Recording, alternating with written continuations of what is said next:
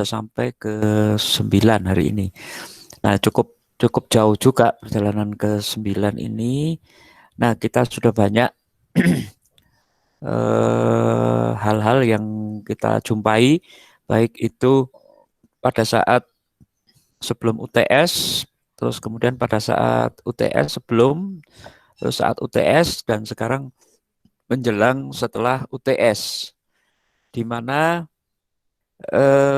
hasil evaluasi yang kita lakukan bersama intinya adalah eh, untuk tugas kalian ujian akhir semester itu, Pak Ari hanya mengingatkan, saya mengingatkan lagi sebelum masuk ke materi hari ini, itu kalian menarasikan semua yang sudah kalian jumpai dan kalian dapatkan di lapang. Narasinya berbentuk apa? Berbentuk tulisan. Jadi ketika kalian bertanya ke tokoh masyarakat, tokoh agama, Thomas Toga, maka tugas UASnya adalah menarasikan semuanya. Jadi Anda sudah tidak perlu lagi turun ke lapang. Jadi seperti gitu.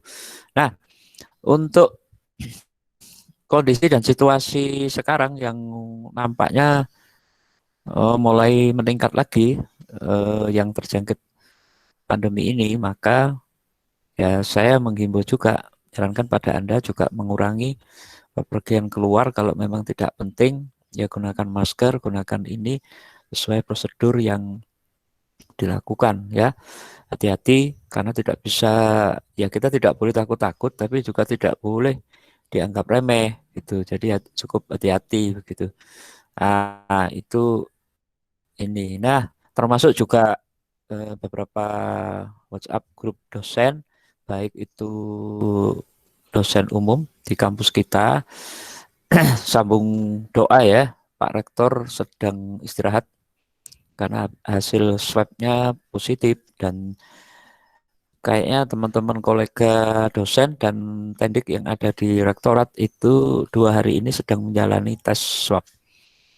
Jadi harapannya nanti hati-hati kalau memang nggak ada keperluan, jangan ke rektorat, jangan ke kampus supaya mencegah penularan. Anda juga tidak terjangkit. Jadi seperti gitu. Nah, kembali ke tugas ujian akhir semester yang kemarin itu, Pak Ari mengharapkan kalian untuk apa? Membuat sebuah narasi. Nah, narasi seperti apa? Nanti sebentar lagi akan saya contohkan hasil hasil narasi yang sudah Pak Ari lakukan bersama-sama dengan teman-teman kolega Prodi Sosiologi, sedang melakukan pengabdian masyarakat di Bangkalan 3 minggu yang lalu ya. 3 minggu yang lalu itu kami semua Prodi Sosiologi lakukan pengabdian masyarakat di desa Alang-Alang. Nah, jadi seperti gitu. Nah, seperti apa itu bentuk contoh narasinya? Nah, seperti apa bentuk contoh narasinya? Sebentar lagi saya akan tayangkan contohnya supaya kalian tahu dan paham.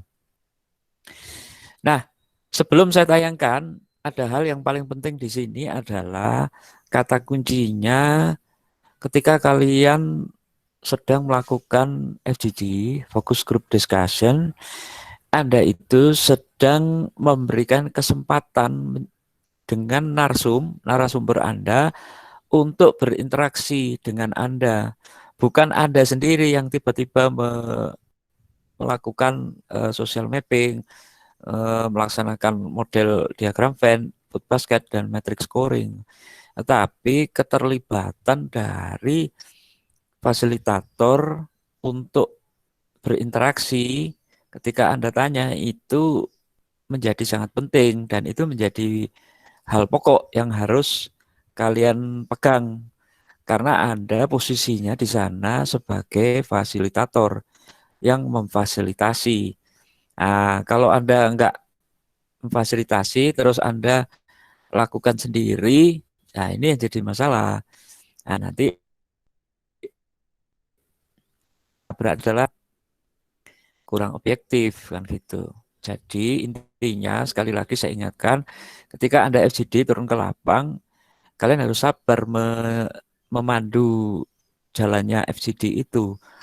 Jadi jangan sampai pendapat-pendapat Anda itu tiba-tiba masuk ke dalam itu. Nah, itu sangat tidak objektif.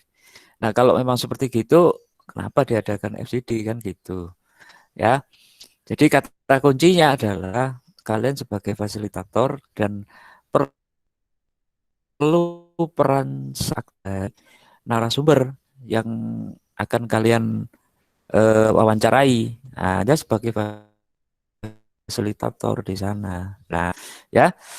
Nah, sebentar lagi akan saya tayangkan seperti apa format narasinya. Nah, nanti saya akan berikan juga pada Anda. Saya akan upload mungkin setelah pertemuan minggu depan ya, setelah pertemuan ke-10 kalian sudah mulai bisa mengerjakan narasi FGD yang bisa nanti kalian kumpulkan saat ujian akhir semester. Jadi seperti itu ya.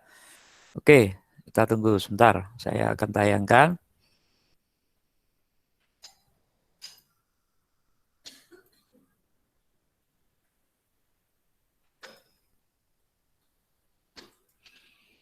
Oke, di layar kalian sudah nampak semuanya? Belum, Pak. Sudah, Pak. Sudah, Pak. Sudah. Oh, sudah Ya, ya. Pak. Sudah, Pak. Ya, mungkin ada beberapa masalah ya. Sudah cukup kelihatan jelas? Segini? Sudah cukup? Jelas, Pak. Nggak terlalu Cukup. kecil? Cukup, Pak. Jelas. Oke, Tadi oke, besar. baik. Coba. Cukup, Pak. Baik, kita coba amati dan kita cermati.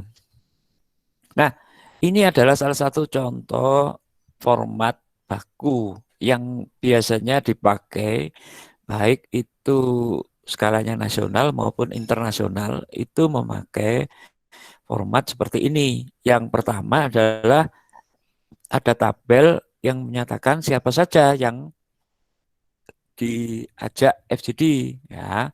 Kebetulan cukup banyak waktu itu. Ada sekitar 1, 2, 3, 4, 5, 6, 7, 8, 9. Nah,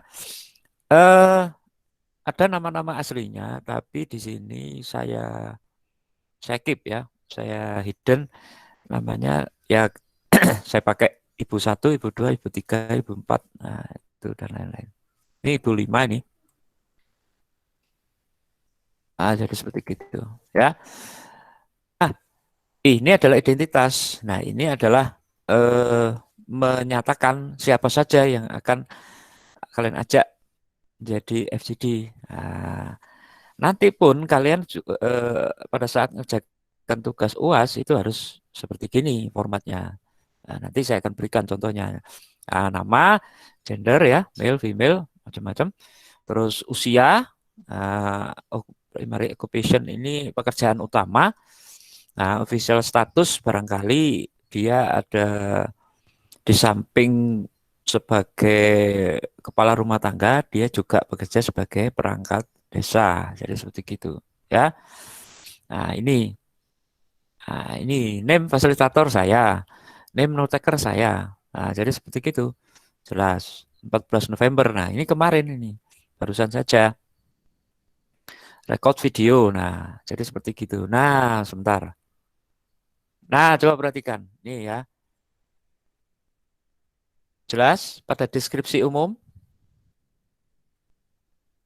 Jelas ya? Jelas, Pak. Ya. Oke. Coba perhatikan di sini. Kalian bisa sama-sama membaca ya. Saya bacakan sedikit. Saat FGD yang dilakukan dengan menggunakan metode diagram Venn ini memunculkan sebuah ini yang diagram Venn, narasi yang diagram Venn ya. Nanti yang narasi social mapping dan narasi food basket ataupun narasi matrix scoring itu ada sendiri. Ini kebetulan adalah diagram Venn. Nah, coba perhatikan di sini. Detail ya. Saat FGD dilakukan, memunculkan sebuah gambaran baru mengenai skala prioritas permasalahan yang muncul. Permasalahan utama dan yang paling penting adalah masalah pekerjaan. Hama tikus, sinyal HP yang jelek buat pembelajaran daring. Nah, kemarin itu di Desa Alang-Alang di Bangkalan. Mereka mengeluh listrik sering mati, kelangkaan pupuk, masalah yang selanjutnya adalah belum termanfaatkannya secara optimal. Nah, di sana kebetulan banyak yang menjadi petani kecambah, petani jagung, singkong, cabai, kacang, dan terong. Dan selanjutnya, Anda bisa lihat itu. Nah, ini situasi yang ada saat interview. Nah, dilakukan janda ibu dua anak ini nampak agak takut-takut. Tuliskan semuanya supaya jelas situasi dan kondisi kalian kalian bisa mengamati. Oh, agak takut. Oh, orang ini terbuka, orang ini tertutup, orang ini susah diajak komunikasi, orang ini mau menang sendiri kan gitu. Nah, itu seperti gitu. Detail ya. Nah, ini terus kalian bisa lihat nanti mahalnya upah untuk buruh tani sehari-hari seharga 25.000. Jadi ada yang bekerja sebagai buruh tani di sana. Berapa penghasilannya? 25.000. Pemilik lahan yang tidak seimbang. Ada ibu macam-macam terus gitu ya, detail. Terus itu. Saya probing itu diperdalam.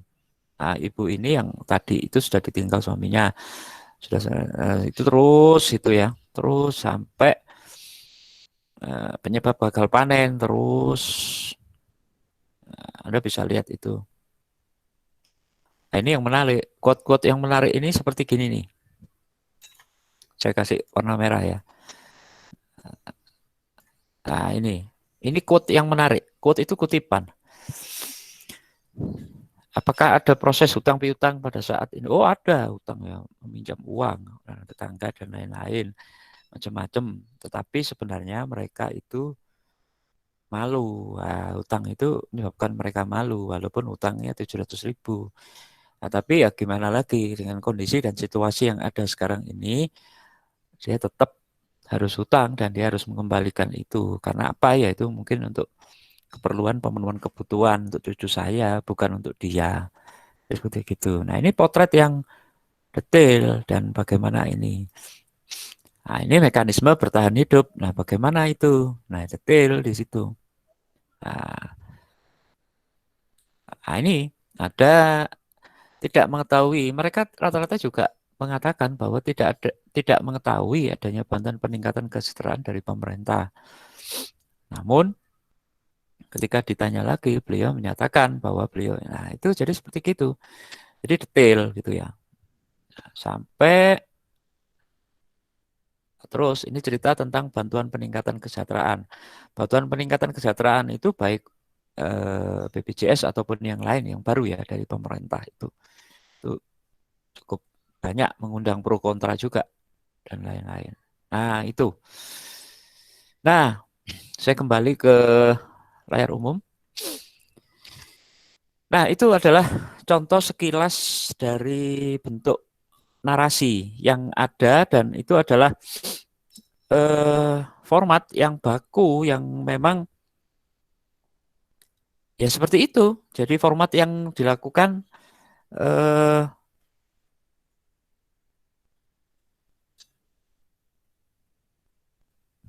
seperti itu. Jadi narasi yang ada dan ini. Nah, mudah-mudahan kalian merekam. Nah, mudah-mudahan kalian merekam semuanya dalam bentuk video yang sebelum kalian tayangkan, maka kan ada wawancaranya itu. Nah, kalian pakai itu, kalian narasikan, kalian transkripkan. Nah, kalau yang nggak ada waktu itu hanya sekilas saja, maka kalian ya dengan terpaksa harus ke lapang lagi, harus mengkonfirmasi lagi. Makanya saya bilang bahwasanya tolong ya detail, tolong rekam semuanya. Nah, ketika kalian nanti inilah ketika kalian nggak dapat pembicaraannya, nggak dapat saat tanya jawab, maka kalian nggak dapat informasi itu. Ya Bu, ya bisa tayang video dari YouTube ke YouTube itu bisa. Cuman kalian yang paling penting adalah sebenarnya adalah narasi yang muncul dari masyarakat itu tentang kondisi dan situasi yang ada di daerah masing-masing. Jadi seperti itu. Nah, jadi eh, tugas UASnya nanti seperti itu membuat narasi yang ada, ya. Jadi seperti gitu. Oke, itu contoh dari tugas UAS. Saya belum masuk materi. Oke, sebelum saya masuk materi, ada yang ditanyakan dari contoh narasi yang berbentuk tulisan seperti itu ya, detail gitu. Silakan, kalau ada yang ditanyakan kurang jelas silakan. Assalamualaikum, Mbak. Waalaikumsalam. Elvana Saya izin, ya. ya, saya izin bertanya, apakah Ya, silakan. ada penjelasannya ini seperti catatan lapangan seperti itu, Pak? Halo. Ya, Elvana agak kurang dengar. Gimana Elvana?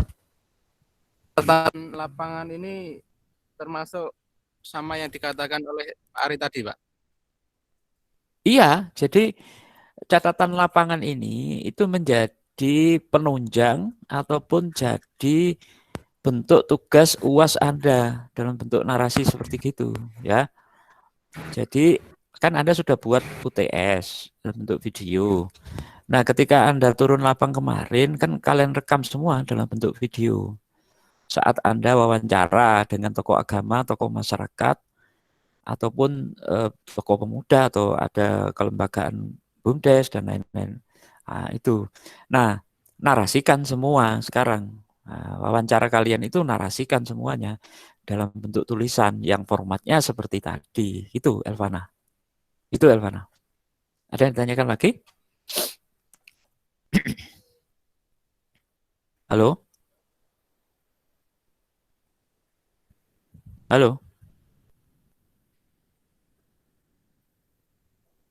Halo? Mungkin sinyal ya. Oke. Sambil sebelum saya lanjutkan ke materi perkuliahannya, ada yang ditanyakan dari contoh bentuk narasi yang tadi. Jadi paling tidak Anda sudah punya gambaran. Oh, seperti gini nanti narasinya. Nah, nanti mulai minggu depan deh nanti saya akan saya share contoh itu dalam bentuk ya sederhana, itu bentuknya Microsoft Word saja, ketikan biasa begitu. Nah, kalau yang sudah lengkap, sudah cukup pada saat kalian turun lapang kemarin, maka Anda tidak perlu lagi turun lapang karena sudah cukup. Nah, ketika Anda nggak lengkap, nggak ini ya harus mengkonfirmasi kembali. Makanya kerja sekali saja, jangan 2 kali. Nah, kemarin saya sarankan yang lengkap, yang detail. Nah, seperti itu. Ya, oke, ada yang ditanyakan? Gak ada? Oke, kalau nggak ada ya sudah, saya anggap selesai untuk penjelasan awal tentang tugas UAS Anda. Ini awal-awal saya beritahukan supaya Anda tidak salah ya. Anda bisa salah komunikasi sehingga Anda bisa mulai dari sekarang merancang seperti gitu. Nah, nanti setelah minggu depan kuliah hari Kamis minggu depan nanti Pak Ari akan berikan contohnya narasinya seperti gitu ya, detail gitu. Biarkan aja seperti gitu. Nah, itu satu tujuannya Anda akan saya ajari untuk peneliti lapang menjadi seorang peneliti lapang yang detail dan Anda mampu menarasikan semuanya. Fungsinya untuk apa? Ketika kalian bisa melaksanakan ini semua, kalian nanti materi metode penelitian baik itu kuanti ataupun kuali, kalian akan paham, akan bisa menarasikan itu. Nah, Anda bisa dilatih di mata kuliah sosiologi pedesaan di materi yang diampu oleh Pak Ari ini. Itu fungsinya. Dan termasuk nanti ketika kalian misalnya bekerja sebagai seorang penyuluh lapang dan lain-lain untuk membuat catatan lapang untuk laporan ya Anda bisa. Jadi seperti itu. Itu standar ya, standar bekerja seperti itu. Nah, ketika Anda lulus, Anda menjadi seorang analis sosial. Nah, analis sosial itu ya seperti itu. Menganalisis dari bentuk video, dari transkrip wawancara, terus kemudian ditranskripkan atau dinarasikan setelah transkrip untuk tulisan, kemudian dinarasikan dalam bentuk ketikan seperti itu. Baik, itu aja dari saya dan nanti kita bisa tanyakan di sesi berikutnya. Saya akan masuk ke materi perkuliahan. Sebentar, saya akan buka sedikit supaya kalian bisa melihat.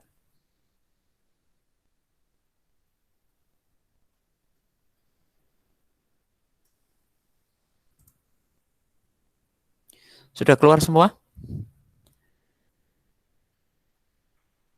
Sudah, Halo? Pak. Sudah, Pak. Oke, Iya, baik. Pak. Sudah, Pak. Baik, Sudah, Pak.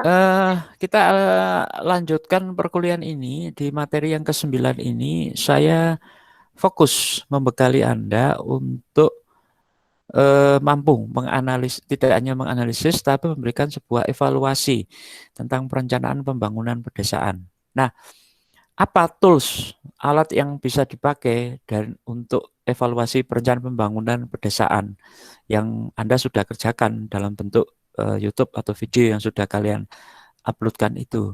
Nah, Pak Ari menggunakan alat analisisnya atau toolsnya menggunakan SWOT analisis, ya. Apa SWOT analisis itu? Nah, namanya SWOT itu singkatan dari SWOT. Nah, SWOT itu singkatan dari strength, weakness, opportunity, dan threat. Nah, analisis SWOT ini banyak dipakai, digunakan tidak hanya untuk memberikan sebuah evaluasi dari analisis perencanaan pembangunan pedesaan saja, tetapi untuk analisis-analisis lain, untuk analisis kelayakan pasar pada dunia industri, ya, dan pemasaran atau marketing pada sebuah produk itu sangat banyak dipakai dan ini sangat umum dan orang selalu menggunakan SWOT ini untuk memetakan dan melihat sejauh mana kekuatan produknya. Nah, gitu kalau industri. Tapi SWOT ini nanti akan kita aplikasikan dalam evaluasi perencanaan pembangunan pedesaan yang sudah kalian lakukan. Artinya, nah, ketika kalian sudah menarasikan semuanya, maka di akhir narasi itu kalian harus muncul analisis SWOT ini. Nah, ini yang nilainya paling tinggi itu di analisis SWOT ini. Nah, analisis SWOT seperti apa? Hanya bentuknya seperti tabel-tabel aja. Jadi, nah, di sisi ada 4 sisi. Yang pertama adalah strength. Strength itu kekuatan. Kekuatan desa yang kalian di bidang ekonomi, ya, di bidang industri apa? Di bidang modal sosialnya apa? Jaringan sosialnya apa? Nah, gitu. Nah, terus yang kedua, weakness, kelemahannya apa? Nah, kelemahan itu bisa hambatan-hambatan kan gitu ya. Hambatan. Hambatan bukan ancaman loh ya, hambatan, dihambat. Mungkin karena eh, jalan raya itu masih belum makadam sehingga jalur distribusi penjualan hasil pertanian dari tempat Anda atau desa Anda itu masih sering terkendala oleh keberadaan jalan ketika hujan. Nah, misalnya begitu. Nah, terus opportunity itu peluang, raihan peluang.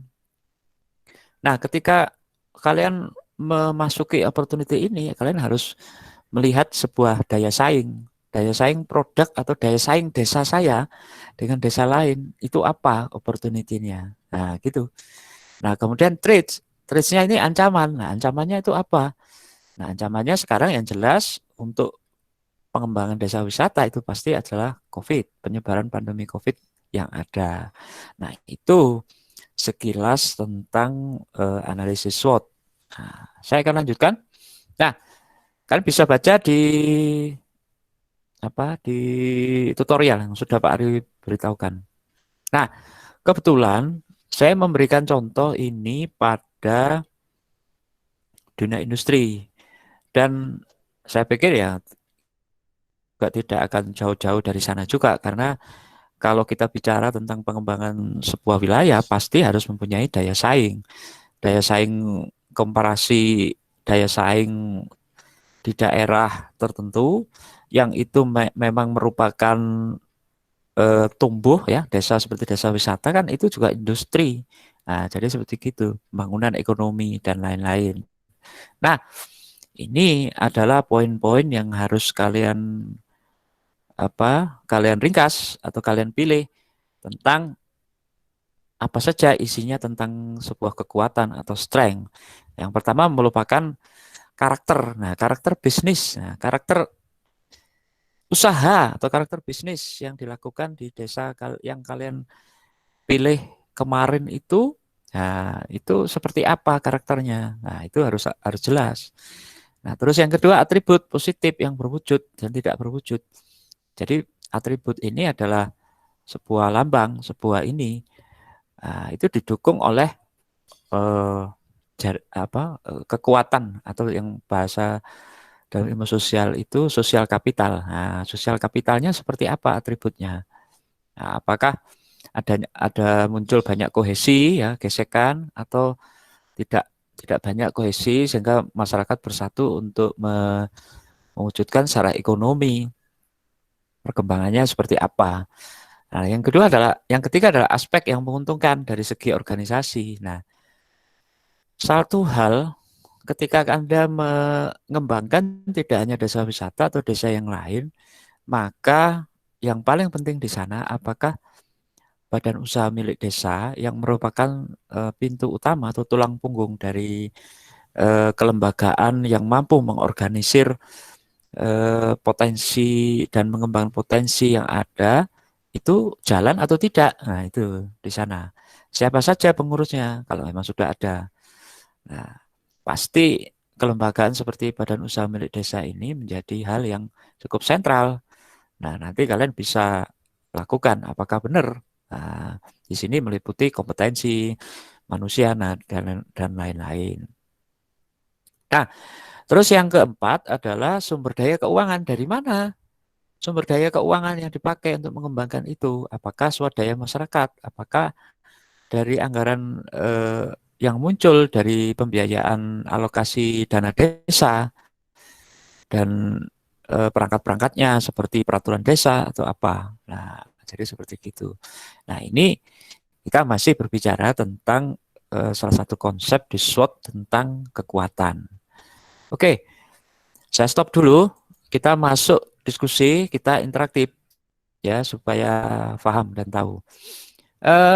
Saya minta siapa Komting ya? Komting. Nanti Komting silakan menunjuk rekannya untuk berdiskusi tentang kekuatan apa yang muncul di tempat kalian yang kalian wawancarai kemarin ya.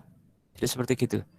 Silakan Pak Komting. Nah, silakan. Apa kira-kira kekuatannya, strength, kekuatan ataupun kelebihan di tempat yang Pak Komting pilih jadi tempat desa yang dipilih ya untuk FGD kemarin. Silakan Pak Komting. Mungkin dari sisi industri, dari sisi ekonomi atau apa? Kita ini. Silakan Pak Komting. Berarti sebelumnya saya mau bertanya, Pak. Berarti apa metode ini itu apa? Bertanya. Iya. Berupa hasil pengamatan kita terhadap desa tersebut ya, Pak? Iya. Jadi kita akan dapatkan nanti dalam bentuk matriks ya, bentuknya matriks kotak-kotak begitu.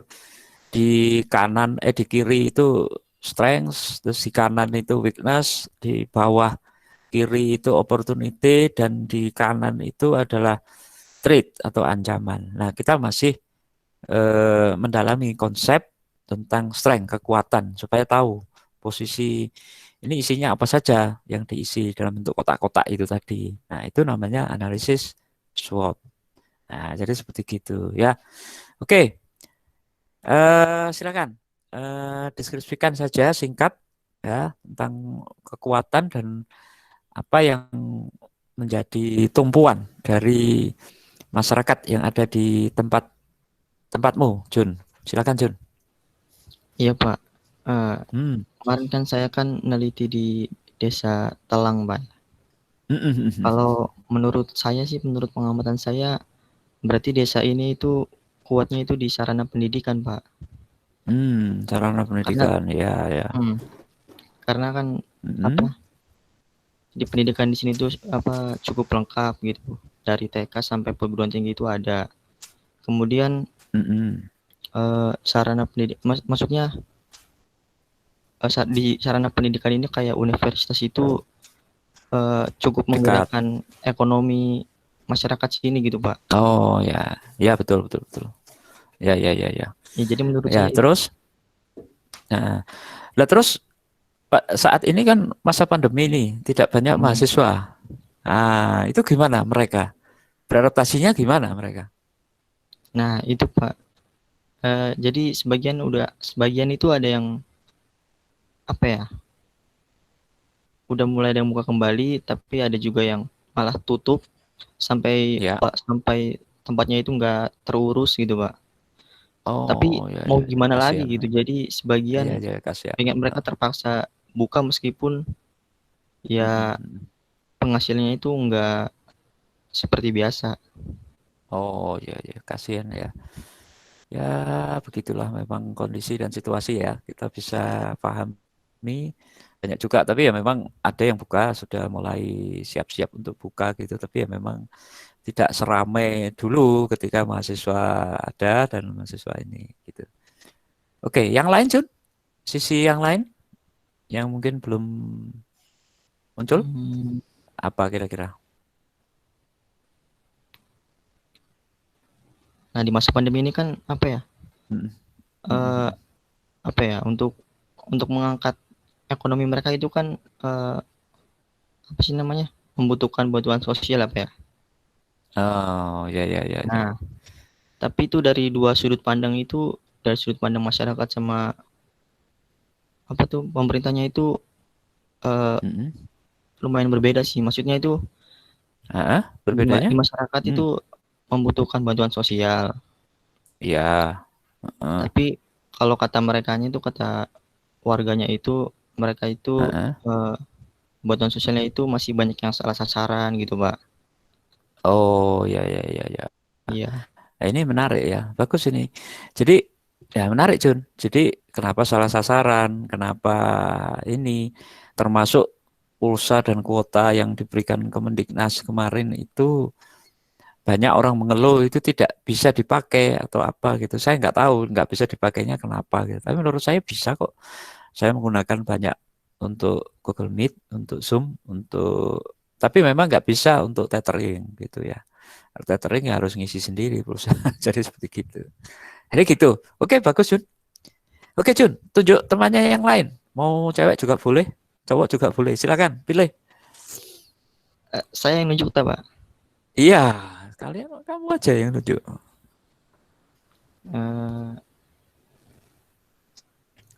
Jangan yang on kamera.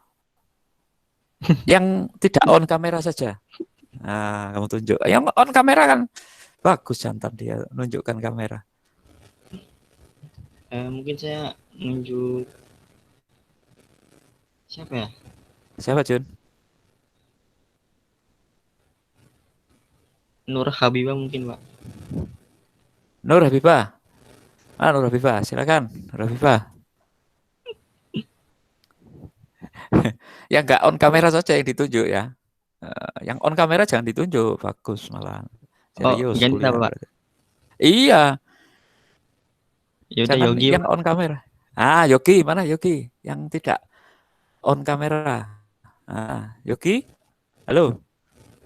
Mana Yogi nih? Yogi. Mana nggak ada? Yogi. Ya ini Yogi Maulana. Halo? Iya, Pak. Yogi Maulana.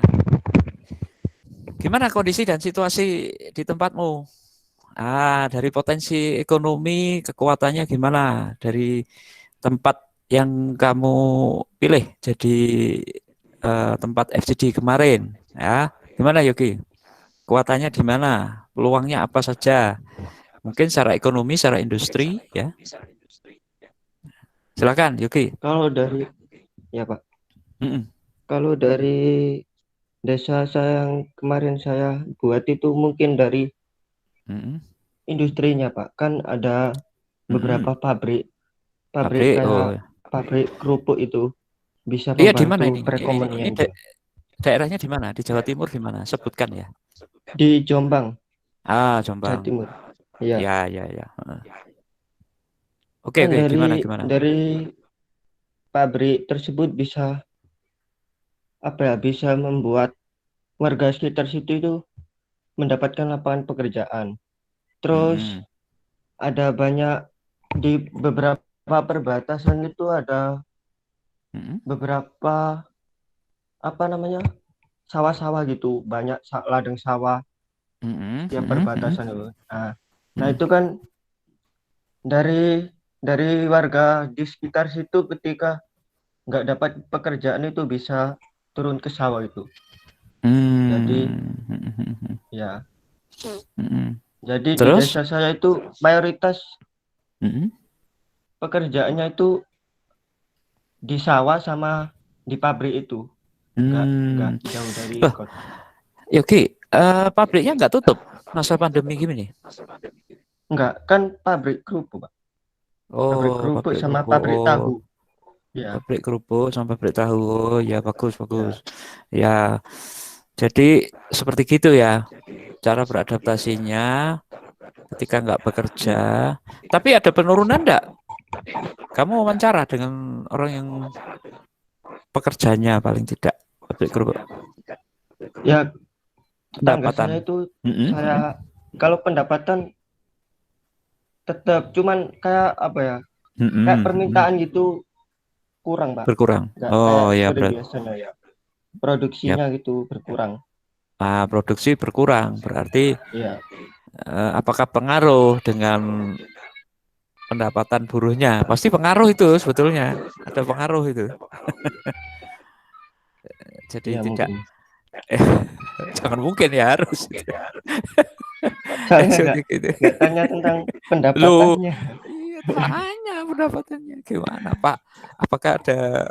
Loh kamu mahasiswa kan tanya Pak Ya, atau Bu? Apakah ada pengaruhnya dulu sebelum pandemi dan sesudah pandemi? Apakah ada penurunan pendapatan kan gitu? Yogi. Nah, itu iya, justru penting keterangannya gitu. Ya, Yogi ya. iya. Bagus. Oke, tunjuk temannya cewek yang off kamera saja, jangan on. Yang off kameranya saja. Off kamera. Mm-mm. Siapa? Jangan-jangan lupa temannya. Enggak, soalnya di HP enggak kelihatan yang on cam sama enggak. Ya. Oh gitu. Ya wes. Iya. Ya sudah, pilih yang kenal, yang masih ingat. Sudah lama nggak ketemu Mungkin ini. Siapa? Cewek. Dinda. Dinda. Mana Dinda? Dinda gimana? Siapa Dinda ini namanya siapa? Mutmainah. Oh, Ya Dinda tuh mau mungkin. temen. Loh ya apa sih? Oke. Nggak ada kayaknya. Oh, enggak ada, Pak. Oh, nggak ada. Nanda. Nanda, Pak. Nanda. Cewek lo ya? Cewek. Iya, Nanda Amilus Solika. Nanda, mana Nanda? Ayo. Iya, Pak. Ya, silakan. Kalau di desa saya ini kebanyakannya itu penduduknya buruh pabrik itu ada buruh sampurna, buruh pabrik Sebentar. sepatu. Daerahnya sebutkan di mana. Yang ditunjuk sebutkan daerahnya di mana kan biar Ya. tahu. Di Perak, Pak. Surabaya, Perak Timur. Mana? Oh, Perak Timur. Wah, Ya. ya. Gimana? Itu penduduknya itu lebih banyak buruh gitu, Pak. Buruh pabrik. Kalau untuk industri itu masih jarang. Terus kalau selama pandemi ini emang banyak yang kena PHK, tapi mereka bisa mulai menjahit kayak yang saya jadikan itu informan itu dia menjadi buruh sepatu di pabrik sepatu, kemudian itu Mm-mm. bagian jahit. Bagian Sekarang jahit. dia Mm-mm. penjahit baju ya di Oh rumah. iya iya. Kamu udah Gitu. nggak dipekerjakan seperti itu. Eh, eh. Tapi dia dapat order dari mana atau usaha sendiri dia? Kalau orderannya itu mungkin warga Mm. kampung sekitar aja. Oh iya iya iya iya. Iya.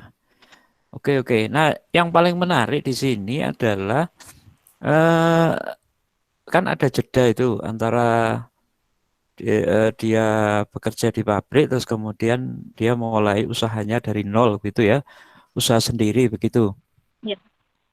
Nah, kira-kira apa yang mereka lakukan adaptasinya? Karena ini menarik ya. Ini jadi sebuah masukan nanti gitu untuk pemerintah bisa jadi seperti gitu. Gimana? Yang bisa Itu kebetulan itu Pak apa buka apa kayak ada tulisan gitu di depan rumahnya buka jahitan. Kemudian kalau ada orang-orang yang menjahit itu dia kayak mempromosikan. Kemudian kalau anaknya kan sekolah di TK. Kemudian TK itu membutuhkan kayak baju kostum itu dia yang jadi yang jahit gitu. Berawalnya Oh ya, dari situ. berawalnya dari sana. Oh ya, syukurlah ya. Artinya ya, ya alhamdulillah gitu dapat peluang kan kasihan. Jadi saudara-saudara kita yang dulu bekerja di pabrik, terus kemudian dirumahkan, tidak di PHK mungkin dirumahkan itu karena pabriknya juga menurun produksinya, maka mereka di ini. Tapi juga ada juga yang di PHK dan lain-lain. Ya kita dari sini kan kita tahu, oh kondisi dan situasi yang ada memang lagi apa namanya prihatin dan tapi tetap kita harus tetap bangkit ya, kita harus tetap bangkit di sini. Oke, baik Nanda, terima kasih atas ininya. Kamu tunjuk temannya yang off kamera, yang ada di sini saja, perempuan ya, cewek ya. Siapa? Kita masih bicara tentang strength, kekuatan ya. Kekuatan apa yang bisa dilakukan untuk bertahan hidup di situasi pandemi yang sekarang ini. Silakan tunjuk temannya. Cewek. Evi Pak. Evi. Evi Ya. Laila Tuna. Ya, gimana? Silakan. Evi. Evi Lailatul. Ya. Saya ada di Desa Sawiji, Pak, Jombang. Nah, Iya. itu untuk mayoritas masyarakatnya kan mata pencahariannya di petani. Nah, itu sebenarnya kemarin keterangan dari informannya itu selama pandemi ini nggak berpengaruh banyak sih. Cuma yang menjadi masalah mereka itu tentang kartu tani, Pak. Kartu tani di sini tuh nggak merata dan walaupun udah dapat itu banyak kendala gitu. Ada yang kartunya nggak bisa digunakan, ada yang kodenya error atau bagaimana. Jadi mereka itu harus bolak-balik ngurus gitu, Pak. Jadi, Sekarang fungsinya untuk apa kartu tani ini? kartu tani itu nanti fungsinya untuk bantuan pupuk gitu, Pak. Terus bibit. Oh, ya ya ya ya. Terus gimana? Langkah konkret pemerintah desa setempatnya gimana nih? Membantu warganya gimana nih? Nah, itu dibantu untuk apa?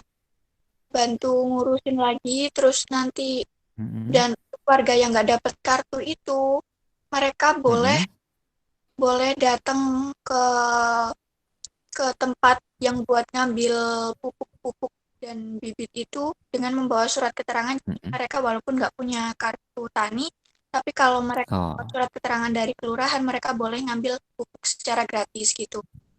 Ya, di mana itu ngambilnya? Di daerah Di kotanya atau?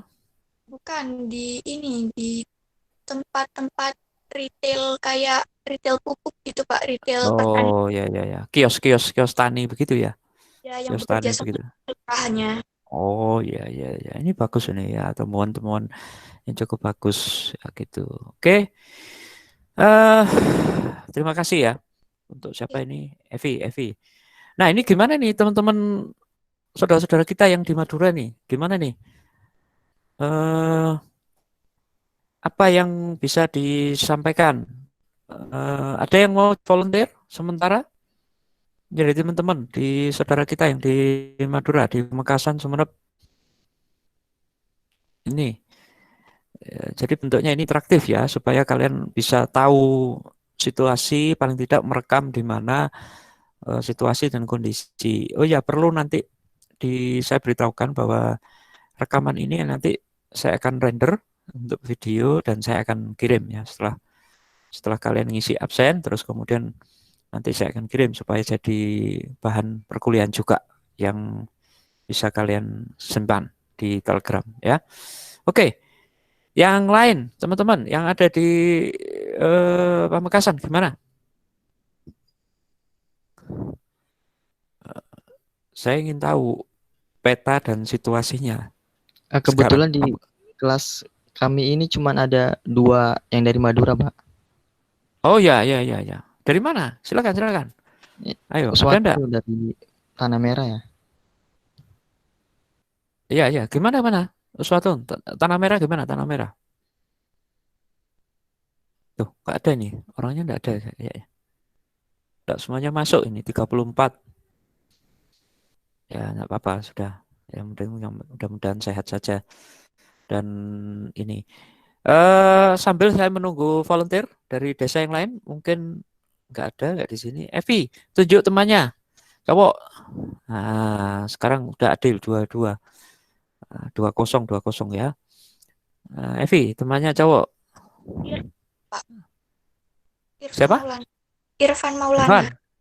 Irfan. Gimana, Van? Ayo. Iya, Pak. Ya, silakan. Gimana? Daerahmu di mana, Van? Daerah saya Hmm. di Desa Semolawang, perumahan namanya Kecamatan Puri, Pak, Mojokerto. Oh, Mojokerto. Ya, gimana, Van? Hmm, kayak ini apa pabrik sepatu, Pak. Oh, baru sepatu. Ya, ya. Gimana?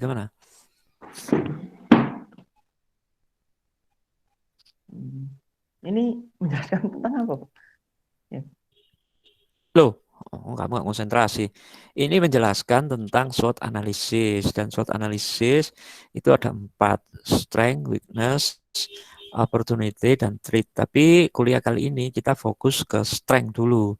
Kekuatan itu bagaimana Anda melihat itu sebuah potensi yang akan dikembangkan di daerah Anda masing-masing dari hasil temuan Anda ketika kemarin FGD dengan warga. Seperti gitu, Van. Gimana, Van? Apa potensi yang bisa dikembangkan menurut Irfan? Gitu. Kalau Silakan. di desa saya ini apa mata pencariannya yang utama ini petani, Pak. Tapi apa namanya? Ya. Pabriknya itu apa ada pabrik sepatu juga, Pak. Pabrik sepatu. Ya, terus kaitannya pertanian dengan pabrik sepatu ini gimana nih? Kalau semisal pas musim penghujan gitu, Pak, kan kalau apa namanya? Sawah kan kayak apa panennya kan kurang maksimal, Pak. Nah, Terus? itu apa namanya? Warganya itu kayak alih ganti ke jadi itu, Pak, dengan sepatu, Pak. Oh, nah kan masuk ke pabrik itu kan nggak mudah, Van. Harus ada yang bawa atau harus daftar pakai lowongan kerja atau mereka di sana itu bekerja paruh lepas ya. Buruh lepas artinya mereka dapat order untuk mengerjakan beberapa bagian dari pabrik sepatu itu. Itu gimana, Van? Hmm. Kemarin yang kamu wawancarai gimana kondisi dan situasinya? Dan di sana kan ada situasi di mana sebelum pandemi gimana, sudah pandemi gimana, begitu. Iya, Pak. Kalau misal Mm-mm. pas sebelum pandemi sih kayak pabriknya ini lancar, Pak. Kalau setelah pandemi ini Ah, kayak berkurang gitu loh penghasilannya. Nah, ya, Karena Pan, kamu kurang dalam. Kurang dalam. Kamu kelihatan kurang dalam ini wawancarai di sana itu. Nggak tahu, kamu mungkin nggak ya Pak turun. kemarin itu Dan kurang. kelihatan dari ketika kalau turun ke lapang dan tahu pasti langsung jawab itu. Gitu. Nah, Irfan, nanti gali lebih jauh ya, lebih dalam lagi. Ya Pak. Artinya yang bekerja di sana itu kerja pabrik sepatu itu buruh harian lepas yang mingguan gitu dibayar atau dia dapat orderan namanya putting out ya. Putting out itu dapat orderan lepas begitu. Misalnya itu mengerjakan sole-nya sepatu saja, misalkan menjahit kapnya sepatu saja, misalnya begitu Irfan. Jadi eh, nanti akan ketahuan. Oh, jadi seperti gitu. Nah, nanti kamu gali lagi berarti ya, masih kurang dalam untuk itu. Baik. Oke, makasih Irfan. Yang lain teman cewek nih. Kalau ada yang mau jadi volunteer, silakan. Mau Saya diskusi? Ya, Ika, silakan Ika. Oh, bukan Ika, siapa nih? Nuri. Nuri ya, Ya. Nuri. Ya, silakan. Kalau desa saya di Desa Turungwetan, Pak, Kecamatan Krian, Kabupaten Sidoarjo. Ya, gimana?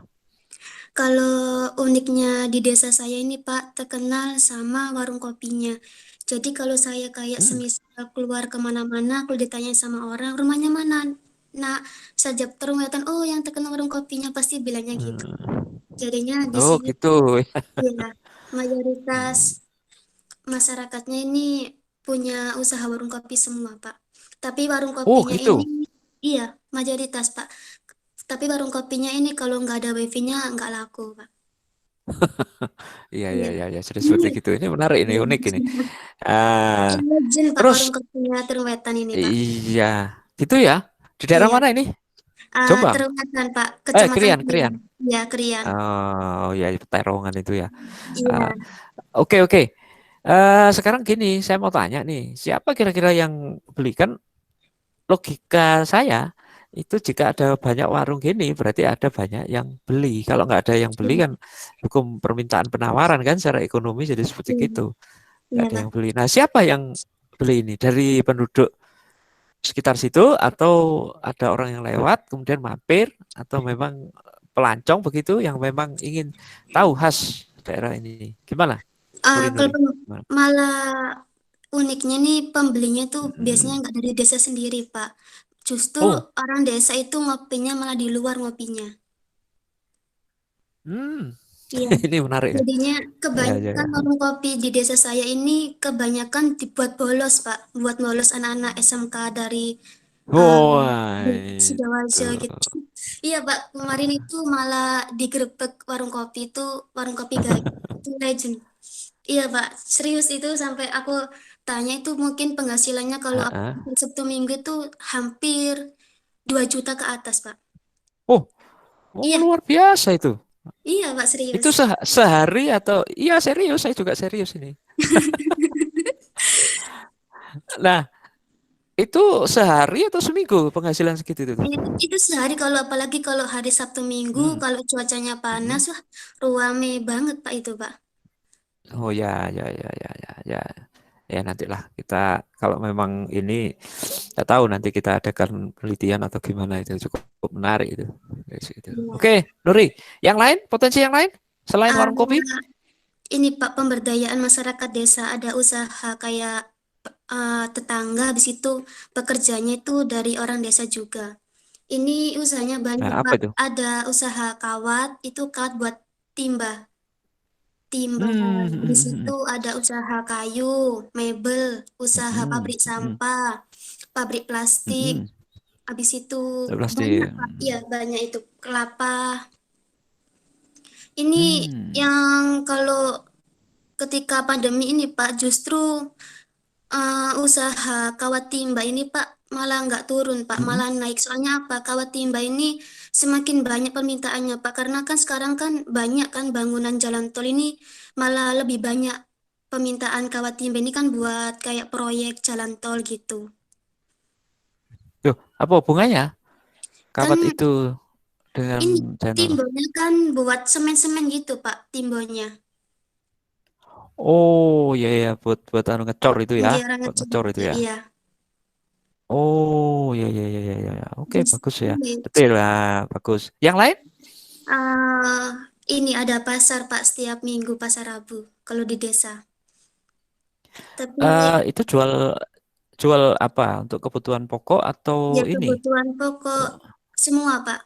Tapi Hmm, pandemi ini hampir tutup kurang lebih 4 bulanan Pak.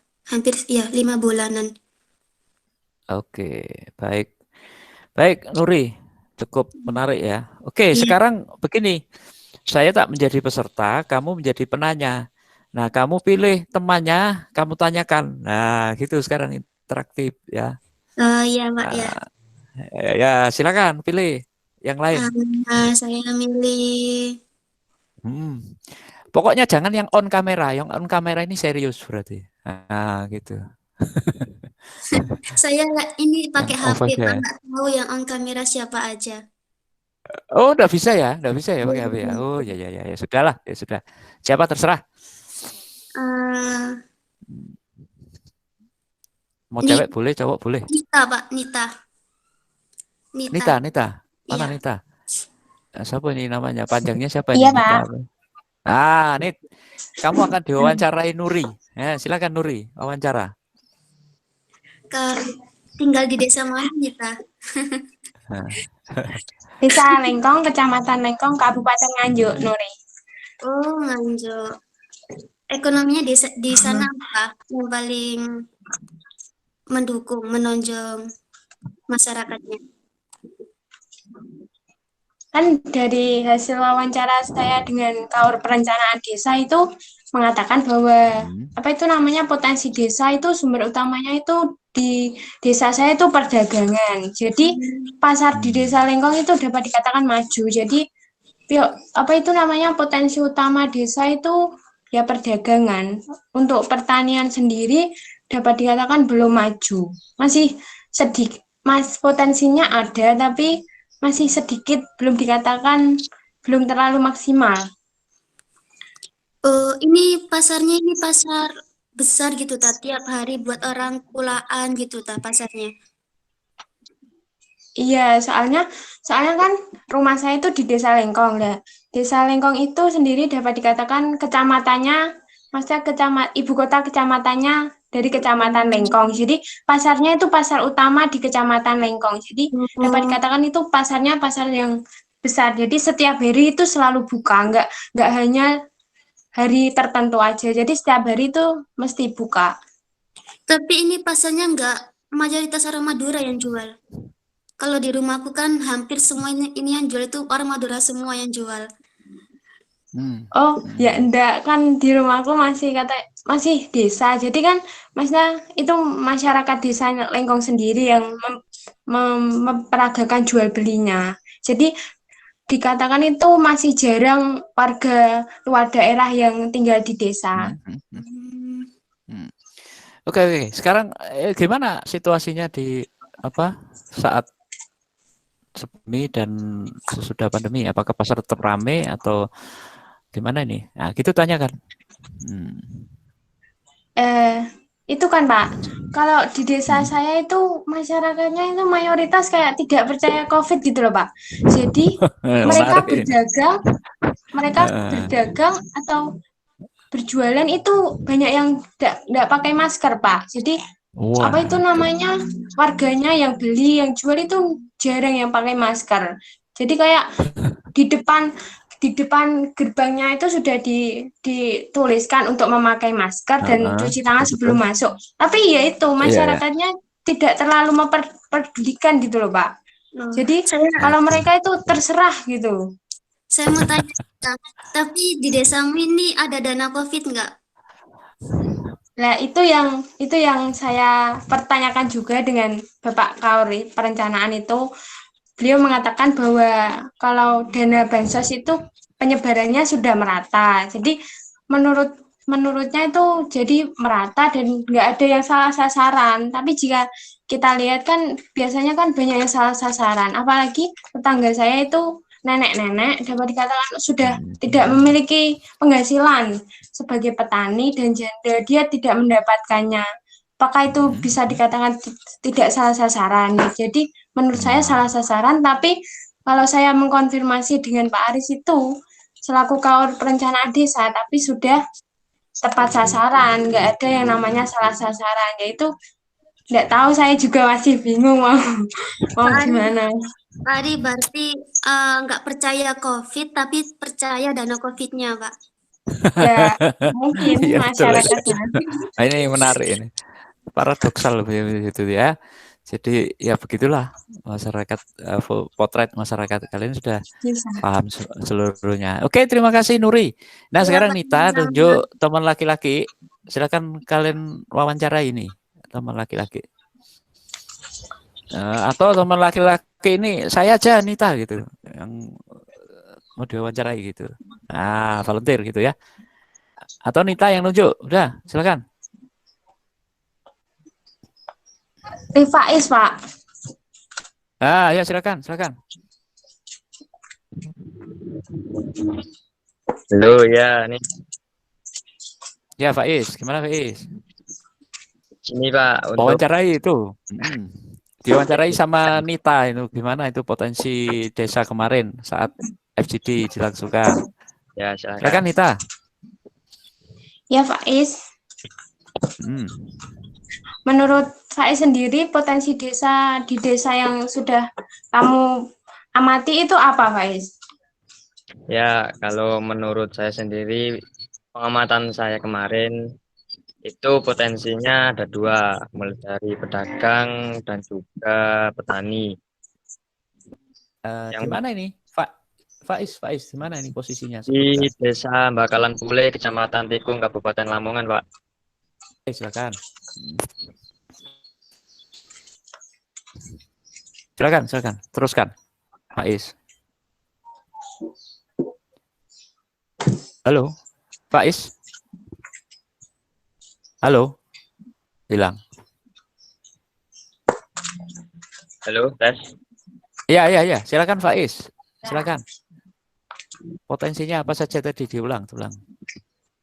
Ya, untuk potensi di desa saya, Bakalan Pule ini ada dua, pedagang sama petani.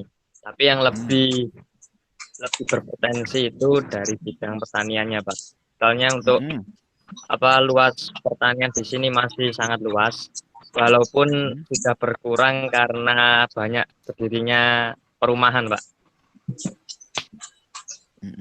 Terus gimana itu Nita, wawancarai Nita. Nah, itu kok di potensi perdagangan kenapa kok belum dikatakan tidak maksimal? Mungkin ada kendala mungkin. Ya, untuk perdagangan belum maksimal karena kan di sini kan sudah ada dibangun pasar desa ya. Itu berbentuk ruko-ruko gitu loh. Nah, itu saat ini masih banyak yang kosong, belum ada yang menyewa untuk menempati ruko tersebut. Tetapi lebih banyaknya itu yang berjualan di pinggir-pinggir jalan, mulai dari makanan penyetan, terus kemudian snack dan juga camilan-camilan gitu, daripada menyewa di ruko tersebut, Pak. Ya, silakan.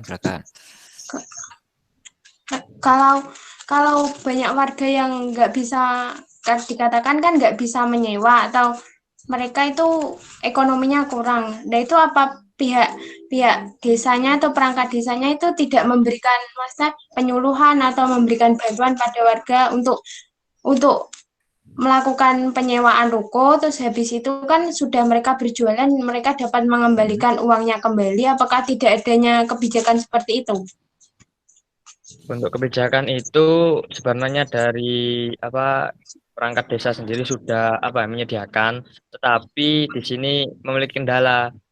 Sehabis diberikan keringanan berupa pinjaman uang untuk menyewa ruko, kemudian setelah dia berjualan itu tidak mendapatkan hasil, justru masih pasif gitu, nggak berkembang. Nah, kemudian untuk mengembalikan uang tersebut tidak bisa. Makanya apa ya, dari pihak desa sendiri uang itu tidak bisa berkembang untuk apa memberikan pinjaman ke pedagang lain yang ingin menyewa ruko tersebut. Jadi ya apa ya, merasa keberatan gitu loh. Seumpama para pedagang tersebut menyewa, kemudian waktu berjualan itu tidak menghasilkan, kemudian masih sama saja, bahkan tetapi tidak bisa mengembalikan uang yang sudah dipinjamkan tadi. Oh iya. Oke, menarik, menarik. Ya, baik. Oke, clear ya. Terima kasih Nita dan Faiz. Baik. Ya, Pak, sama-sama. Kuliah ini saya rekam dan nanti kita akan kembangkan lagi diskusi. Minggu depan kita akan berdiskusi seperti ini. Tetapi kita fokus ke masalah yang hari ini kita akan membahas masalah strength, kekuatan. Nah, berarti nanti Anda akan dapat 4 kunci pokok yang akan bisa kalian pakai. 4 kunci pokok ini nanti akan kalian bisa pakai untuk mengevaluasi perencanaan program pembangunan pedesaan ataupun daerah suburban yang sudah kalian lakukan di daerah masing-masing dengan bentuk FGD dan kalian sudah uploadkan semuanya itu. Makanya 4 materi pokok ini nanti akan menunjang kita untuk mengevaluasi. Nah, kalau kemarin kan saya berikan juga 3 kunci pokok itu yang dijabarkan. Nah, sekarang 4 kunci pokok untuk mengevaluasi. Cara mengevaluasi sebuah program itu bisa menggunakan SWOT analisis. Nah, jadi seperti itu. Nah, untuk detailnya kalian bisa baca atau kalian bisa lihat tutorial yang sudah Pak Ari share dan beberapa waktu tadi Pak Ari katakan dan sudah saya tayangkan dalam bentuk PowerPoint ya. Nah, hari ini kita khusus membahas mengenai strength, kekuatan. Kata kunci yang paling pokok untuk memilih tentang strength atau kekuatan atau membangun sebuah potensi adalah ketika kalian melihat ini menjadi sebuah kekuatan yang sifatnya tidak hanya individu, tetapi merupakan persetujuan dan kesepakatan dari warga. Karena, nah ini ingat ya, karena FGD yang kalian lakukan itu adalah salah satu model yang namanya Participation Rural Appraisal atau PRA. Nah, kalian secara tidak sadar kemarin itu sudah Pak Ari kenalkan dengan metode yang namanya PRA, Participation Rural Appraisal. Nah, rural ya pedesaan ya. Appraisal namanya itu PRA. Apa ada lagi yang lain Pak? Iya, ada metode yang lain namanya PAR. Ada mata kuliah sendiri itu, PAR. Nah, apa bedanya? Kalau pra kemarin itu Anda hanya sebatas bentuknya memberikan memfasilitasi warga untuk mengakomodir permasalahan-permasalahan, dilihat dari potensi, situasi, kondisi, dan lain-lain. Tapi kalau itu PRA, Participation Rural Appraisal. Tapi ketika kalian menggunakan metode yang lebih canggih lagi, namanya PAR, yaitu singkatan dari Participation Actions Research. Nah, itu lebih jauh lagi. PAR ini salah satu metode yang tidak hanya untuk memfasilitasi, tapi setelah memfasilitasi, merumuskan, mengevaluasi, maka ada action. Namanya kan Participation Action Research. Jadi tidak hanya sekedar partisipasi, memfasilitasi warga, tetapi ada action research, ada gerak. Nah, setelah itu bedanya. Nah, nanti kalian akan dapat itu materi PAR itu. Tapi kalian di sosiologi pedesaan sedikit sudah paham, sudah dikenalkan sehingga Anda tidak kaget. Anda cukup bagus untuk membuat narasi-narasi itu. Nah, baik. Saya kira ada yang ditanyakan. Kalau enggak ya saya tutup, kuliahnya sudah cukup. Jadi hari ini kesimpulannya perkuliahannya adalah untuk mendalamkan, memahami konsep tentang SWOT analisis. Tapi yang Pak Ari bahas fokus dulu ke kunci yang pertama yaitu strength, SWOT ya, SWOT, SWOT. SWOT analisis. Nah, sebentar. Sebelum ditutup, saya akan tunjukkan seperti apa bentuk SWOT analisis hasil akhirnya. Sederhana, jadi seperti ini.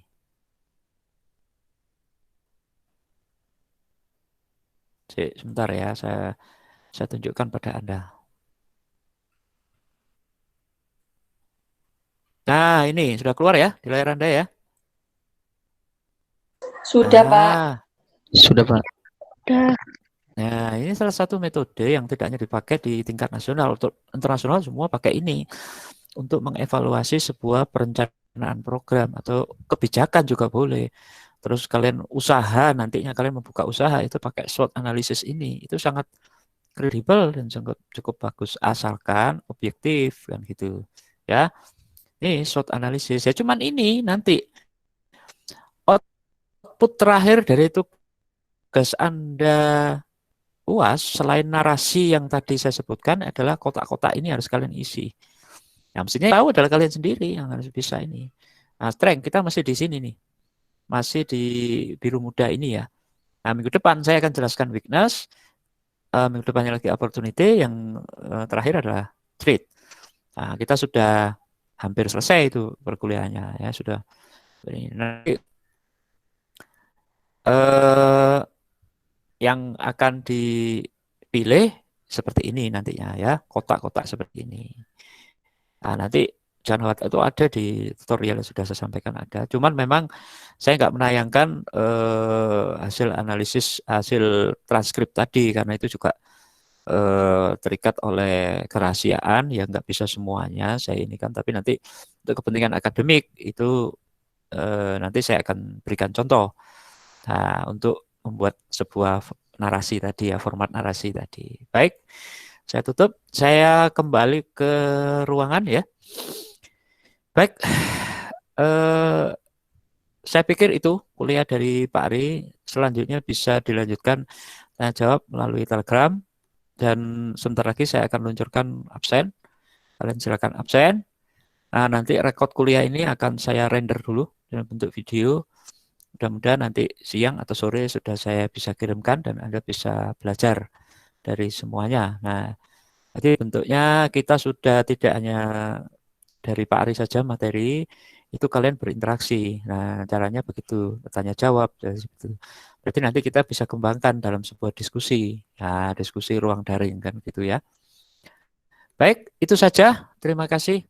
Ada yang ditanyakan dulu? Belum saya tutup? Izin bertanya, Pak. Ada ya. Oke, enggak ada. Oh, ya Jun. Gimana Jun? Berarti nanti ya silakan. Iya, Pak. Berarti nanti narasinya itu hanya berbentuk teks atau video juga ya, Pak? Apa, Jun? Putus, Jun. Sorry, putus. Jadi nanti narasinya itu hanya berbentuk teks atau video juga, Pak? Oh, teks saja. Narasinya bentuk teks, MS Word saja. Narasi itu bentuknya wawancara Anda, kan bentuknya suara. Nah, kalian buat transkrip tulisan itu. Nah, kalian tulis seperti tadi itu loh. Ya kan? Contohnya ada kan dari Pak Ari itu. Nah, nanti aja, mulai minggu depan aja saya berikan contoh. Yang penting kamu paham dulu konsep SWOT analisis untuk menganalisis itu semua. Itu Jun. Tulisan ya, tidak bentuk video. Nah, jadi terima kasih, Pak. itu. Ya. Jadi gitu ya, bentuknya tulisan, narasi itu bentuk tulisan, MS Word ya, MS Word. Jadi berarti kalian membuat 4 lembar ya, social mapping, diagram Venn, load basket, dan matrix scoring yang tadi saya katakan itu ya, bentuknya narasi begitu. Kalau Anda turun ke lapang benar-benar memperhatikan dan punya rekamannya, pasti bisa untuk membuat narasi itu. Hanya memindahkan saja dalam bentuk tulisan. Jadi seperti itu. Ya, oke. Itu aja saya tutup perkuliahan ini. Terima kasih. Wabillahi taufiq wal hidayah. Wassalamualaikum warahmatullahi wabarakatuh. Sehat-sehat. Salam ke keluarga. Waalaikumsalam warahmatullahi wabarakatuh. Terima kasih, Pak. Yo. Terima kasih, Pak. Terima kasih, Pak. Ya.